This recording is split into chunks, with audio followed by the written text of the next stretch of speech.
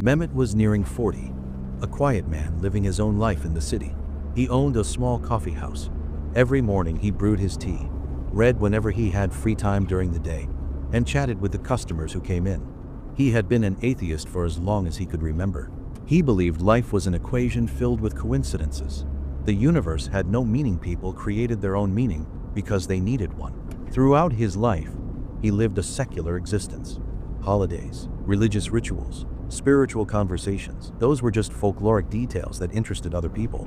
To him, goodness, morality, and values were a person's own responsibility. The person he loved the most was his childhood friend, Hasan. They had grown up together, laughed and cried together, and held on to life side by side. Hasan was a believer, but he never once looked down on Mehmet's lack of faith. Their friendship ran deeper than their differences in belief. Then, one day, shocking news arrived. Hasan had died in a car accident. The moment Mehmet heard it, he froze. It felt as if the whole city had sunk into a humming silence. He went to the funeral, but stood silently in a corner. While everyone else was praying, he stood there with his hands in his pockets, eyes fixed on the ground, deep in thought. From that night on, nothing was the same for Mehmet.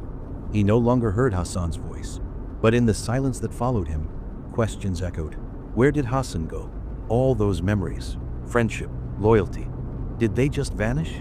If a person lived such a kind life, did so much good, could it really all go unrewarded? A void opened inside Mehmet. He turned to his books. While browsing the philosophy section, a concept by Aristotle caught his eye: the unmoved mover. If everything moves for a reason, then there must be a first cause, he thought. Aristotle's rejection of infinite regress, the idea that the chain of causes couldn't go backward forever, struck a chord with Mehmet. If everything has a cause, Mehmet pondered, then that chain of causes must stop somewhere. According to Aristotle, there had to be something that itself wasn't moved by anything else, but that moved everything else. It was a logical necessity. There must be something at the very beginning of it all, the source of all movement. This unmoved mover, could it be what people call God?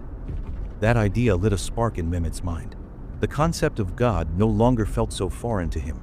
But then another question arose. Okay, but which God? Was the concept of Tawhid in the Quran true? Or the God of love in the Bible? The ancient chosen people narrative of Judaism? Or the infinite cycles of existence in Eastern beliefs? Which God ruled over the place Hasan had gone to?